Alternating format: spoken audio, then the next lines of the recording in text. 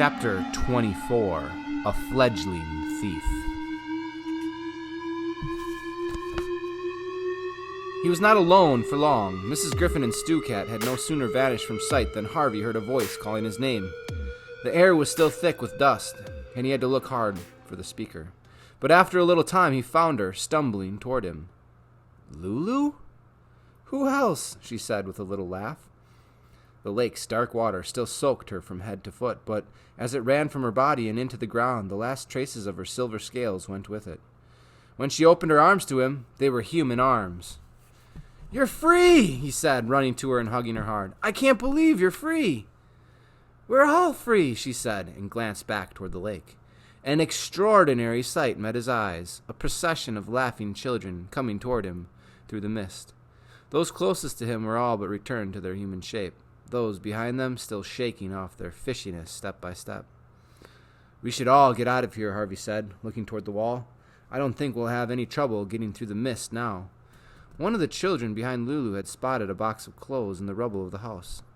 Announcing his find to the rest, stumbled through the debris to find something to wear. Lulu left Harvey's side to join the search, but not before she'd planted a kiss on his cheek. "Don't expect one from me," said a voice out of the dust, and Wendell stepped into view, beaming from ear to ear. "What'd you do, Harvey?" he wanted to know, but as he surveyed the chaos, "Pull the place down brick by brick?" "Something like that," said Harvey, unable to conceal his pride. There was a roaring sound from the direction of the lake. "What's that?" Harvey wanted to know. "The water's disappearing," Wendell said. "Where to?" Wendell shrugged. "Who cares?" he said. "Maybe it's all being sucked to hell." Eager to witness this, Harvey walked toward the lake, and through the clouds of dirt in the air he saw that it had indeed become a whirlpool, its once placid waters now a raging spiral. "What happened to Hood, by the way?" Wendell wanted to know. "He's gone," said Harvey, almost mesmerized by the sight of the vortex. "They've all gone." Even as the words left his lips, a voice said, "Not quite." He turned from the waters, and there in the rubble stood Rictus. His fine jacket was torn, and his face was white with dust. He looked like a clown, a laughing clown. "Now why would I take myself off?" he asked. "We never said goodbye." Harvey stared at him with bafflement on his face. Hood was gone, so was his magic. How could Rictus have survived the disappearance of his master? "I know what you're thinking," said Rictus, reaching into his pocket.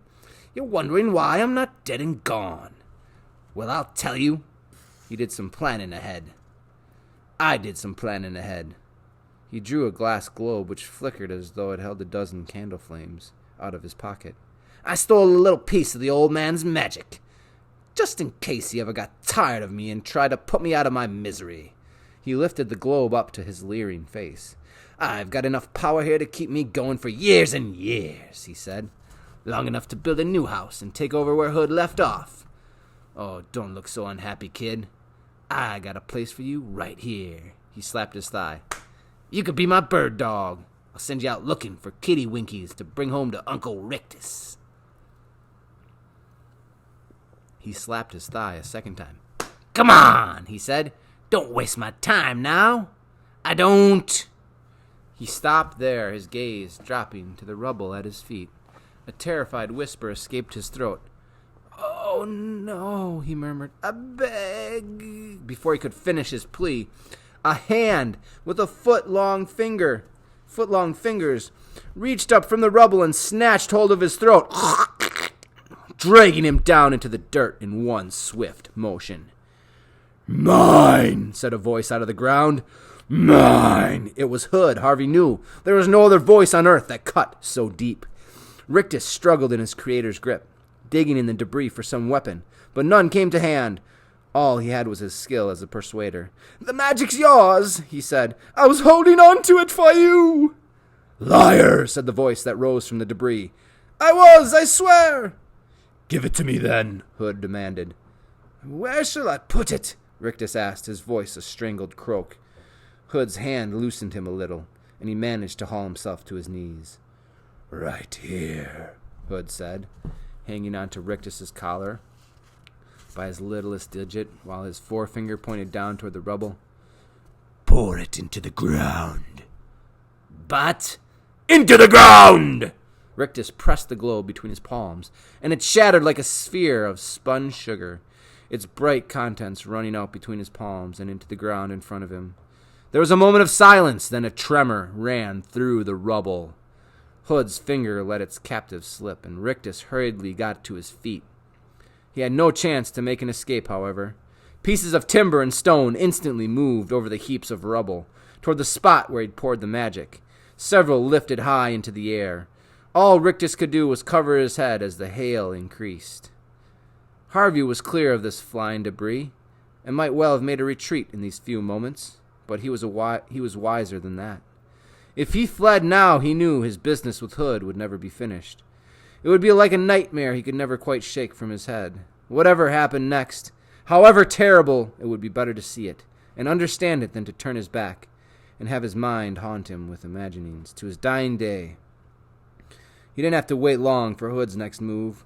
The hand holding Rictus's neck suddenly let him go, and in a flash was gone from sight. The following moment the ground gaped, and a form appeared, hunched over as it climbed out of its tomb in the rubble. Rictus let out a cry of horror, but it was short before he could retreat one step. The figure reached for him, and turning to face Harvey, held his traitorous servant high. Here, at last, was the evil that had built the holiday house, shaped more or less as a man. He was not made of flesh, blood, and bone, however. He had used the magic Rictus had unwillingly provided to create another body. In the high times of his evil, Hood had been the house. Now it was the other way around. The house, what was left of it, had become Mr. Hood.